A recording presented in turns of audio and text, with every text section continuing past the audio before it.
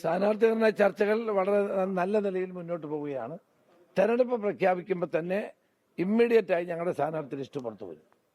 എംപിമാർ മത്സരിക്കുന്നതാണ് ഏറ്റവും പ്രധാനപ്പെട്ട ഒരു കാര്യമായിട്ട് പോകുന്നത്. എംപിമാർ മത്സരിക്കേണ്ട ഒരു സാഹചര്യം നിലവിലുള്ള തീരുമാനത്തിൽ മാറ്റം വന്നിട്ടുണ്ടോ? അതിൽ തീരുമാനം എടുക്കേണ്ട ഹൈക്കമാൻഡാണ്, നമ്മളല്ല. എംപിമാര് MLA തുടങ്ങിയിട്ടുള്ള കാര്യങ്ങളൊക്കെ തീരുമാനിക്കുന്നത് ഹൈക്കമാൻഡാണ്. എന്റെ വ്യക്തിപരമായ അഭിപ്രായത്തിന് യാതൊരു പ്രസക്തിയില്ല. എന്റെ പാർട്ടി എടുക്കുന്ന തീരുമാനമാണ് ഏറ്റവും പ്രധാനപ്പെട്ടത്.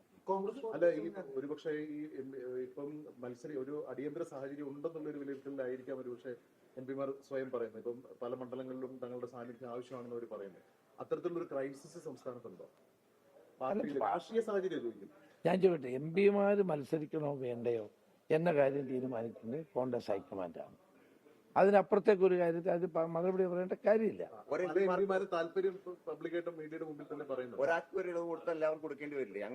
അതിപ്പോ നിങ്ങളല്ലോ തീരുമാനിക്കുന്നത്, പാർട്ടി ഹൈക്കമാൻഡല്ലേ തീരുമാനിക്കുന്നത്. നിങ്ങൾ തന്നെ ഇത് തീരുമാനിക്കുകയാണോ? അല്ല, പക്ഷേ കോൺഗ്രസിന് ഒരു സിസ്റ്റം ഇല്ലേ? ആ സിസ്റ്റം അനുസരിച്ചല്ലേ പ്രവർത്തിക്കുന്നത്. പാർട്ടിയുടെ ഹൈക്കമാൻഡാണ് എംപിമാരും MLA കാര്യത്തിലൊക്കെ തീരുമാനം എടുക്കുന്നത്. അപ്പം ഇപ്പോൾ നടക്കുന്ന ചർച്ചകൾ ചില ആളുകൾ ഒരുപക്ഷെ ഇങ്ങനെ ഈ ഘട്ടത്തിൽ അങ്ങയുടെ അഭിപ്രായങ്ങൾക്കൊന്നും ഒരു വിലയില്ല എന്നുള്ളതാണോ? എന്റെ അഭിപ്രായം അല്ലല്ലോ ഇവിടെ, കോൺഗ്രസ് ഹൈക്കമാൻഡിന്റെ അഭിപ്രായം തീരുമാനമല്ലേ പ്രധാനം. പിന്നെ എന്റെ അഭിപ്രായം എന്താണെന്ന് ഞാൻ മീഡിയയോട് പറയാറുന്നത് ശരിയല്ല. ഇപ്പോഴത്തെ ചില നേതാക്കളെങ്കിലും ഈ എംപിമാർ വരുന്നതിൽ ഒരു അതിർത്തി ഉണ്ടെന്ന് പറയുന്നത്. കാരണം അത്തരത്തിലൊരു സാഹചര്യം ഉണ്ട്.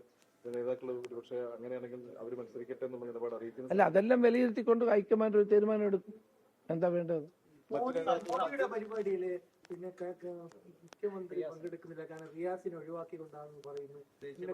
അല്ല, റിയാസിനെ വിളിക്കേണ്ടതായിരുന്നു. സംസ്ഥാനത്തെ PWD മന്ത്രിയാണ്, സാമാന്യ മര്യാദയെ വിളിക്കേണ്ടതായിരുന്നു. പക്ഷെ ഇപ്പൊ കാണിക്കുന്ന നാടകം തെരഞ്ഞെടുപ്പിന് വേണ്ടിയാണ്. ഇത്രയും കാലം BJP ആമാടപ്പെട്ടി കൊടുത്ത് മുഖ്യമന്ത്രിയെ സ്വീകരിക്കുന്ന ഒരാള് ഇപ്പൊ ആമാടപ്പെട്ടിയില്ല, ആറുമളക്കണ്ണാടിയില്ല, ഇപ്പൊ പങ്കെടുക്കുന്നില്ല എന്നാ പറയുന്നത്. പങ്കെടുത്തിട്ട് പറയണമായിരുന്നു അവിടെ. ഇപ്പൊ ആമാടപ്പെട്ടി ആറുമളക്കണ്ണാടി ഒന്നും കൊടുക്കാതെ, പൂച്ചെണ്ടും കൊടുക്കാതെ മാറി നിൽക്കുന്നതിന്റെ രാഷ്ട്രീയം കേരള ജനതയ്ക്ക് മനസ്സിലാവും. ലോകത്തെവിടെയായാലും ഏത് സമയത്തും 24 വാർത്തകളും ഓഗ്മെന്റഡ് റിയാലിറ്റി പാക്കേജുകളും എക്സ്പ്ലെയിനറുകളും വിശദമായി കാണാൻ ഞങ്ങളുടെ YouTube ചാനൽ നിങ്ങൾക്ക് സബ്സ്ക്രൈബ് ചെയ്യാം.